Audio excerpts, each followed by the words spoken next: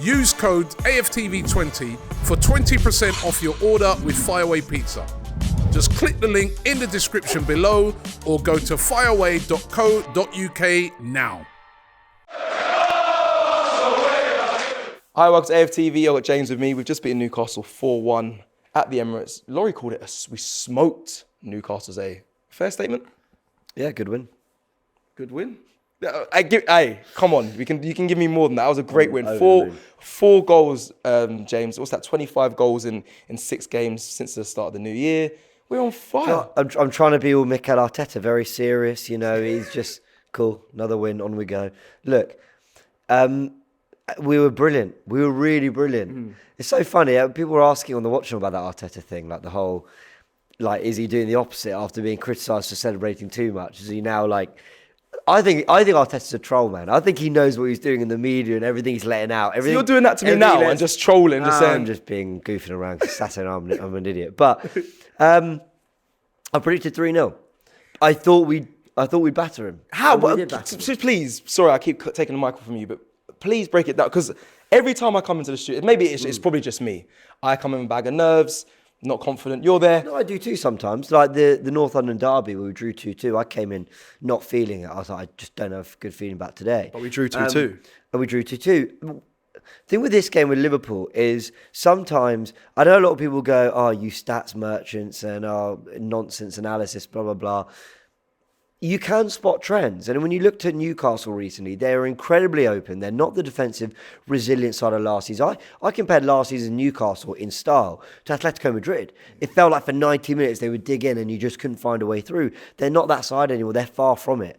And yeah, they've had injuries, they've had players missing, which has played a part. But even then, they haven't been able to readdress the balance. And I feel sorry for them for the injuries on one part. But also then I look at the way they beat us the other day and I start, a few months back, and I don't feel sorry for them.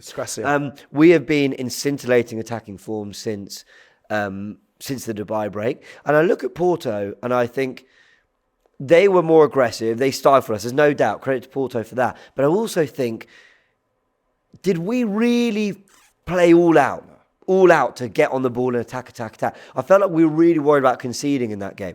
In this game, I didn't think we were. I didn't think we were that concerned about it. I thought it was just more play our game, do what we've been doing in recent weeks, back to what we've been doing post-Dubai. And I felt if we did get back to that level, we would get a lot of goals, and that's what we did. Yeah, we was a lot more adventurous. You saw Rice sprinting down, Bruno Guimaraes up the pitch, Ben White getting high up the pitch, inverting. You're right, we was a lot more fearless then. It worked. Credit to Mikel Arteta. Can it continue, James? Do you believe that, I said this to Turkish, you look at the City game as the decider, or is it game by game? Because this form is incredible from Arsenal so far. Well, let's see. I think City are a weird side. They've drawn games where I think they've looked really good, like Chelsea, Tottenham, Liverpool. There were games where I thought, okay, they drew and they conceded some sloppy goals, but they played really good football. Then they've won a few games where I've been like, or maybe a bit of a moment of magic, or maybe if the other team had taken their chances. So defensively, they don't look quite right. So I don't think they're going to do one of their 15 winning, game-winning runs. We've just seen that because they drew with Chelsea last week. You look at this week, it's taken 2-1-0s against Brentford and Bournemouth. I thought they were going to batter both quite comfortably. We're the team getting the goals at the moment. Liverpool are as well, don't get me wrong. But I feel like we look the most balanced. City have the experience and the know-how, and you just feel like even if they're only playing at 6 out of 10 ace, just know they've got levels and will keep getting better. Liverpool have just got goals for days, and Jurgen Klopp's been there and done it. So we're the ones that haven't been there and done it. But I think our balance looks the best at the moment. Just if you're talking post-winter break, I think Arsenal look the most balanced. And the stats say that as well. Our run shows that. We beat Liverpool and we are 6 unbeaten, and none of the other two can say it. Sorry, we're 6 wins in a row. The other two can't say that. So, I think we're in a good position, but you can't underestimate what mentally you have to do that the other two teams have. And when they haven't been perfect, they've been getting big wins and results as well. So, I think it can continue. I said in the starting 11 show, there's a massive opportunity here. Beat Newcastle, and then it's Sheffield away and Brentford at home, and then Porto at home. So 3 home games in 4. 3, in my opinion, winnable, not easy. Yeah. You have no divine right to just go, we're Arsenal to win those. No, but those are the expectations. You win those games. And we had the opportunity to make it 8 wins in a row and a quarter-final booked going into the March international break.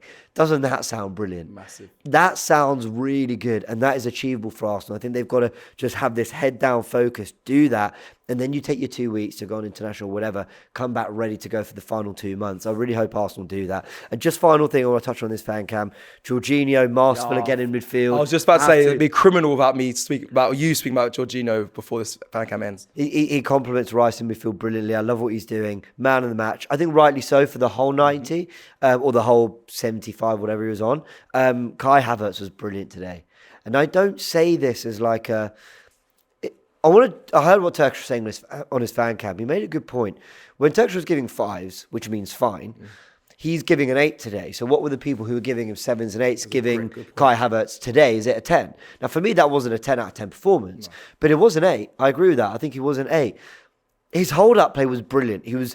And it doesn't just mean winning all your headers. It means being there to be a nuisance so that you win the second ball.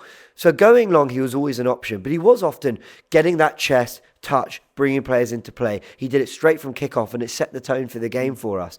I thought he was really good with laying it off. I thought he scored a really good goal. And if he'd got that second at the beginning of the second half, then it might have been a 9 or 10 out of 10 performance, because I just felt he looked really accomplished in that position.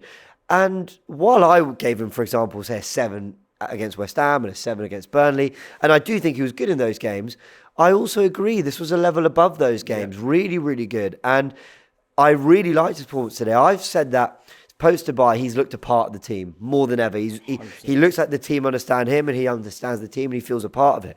Today, he looked like one of the carriers in the team today. And I don't think we've said that about Kai Havertz yet. He looked, apart from when he won us a game against Brentford, for example, that kind of moment, Community Shield.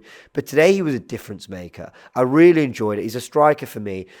There's an upset in the balance of midfield to me. It's all a bit too clever with the round to roll and all this. Why can't it be Rice, Odegaard and Jorginho consistently? It can be. And then you've got Smith Rowe, and then you've got Vieira, and if Partey gets fit, and Nenny played 25 minutes. I think you've got a plethora of midfield options to go with that give you a better balance. Let Havertz be a really unique profile of striker that we don't have and won't have till the summer. So let him do that, because I think he was really good today. Trossard and Jesus have to work for their place, because that was a really good centre-forward performance, and I'm really happy for Havertz. Let him cook. Thank you very much, James.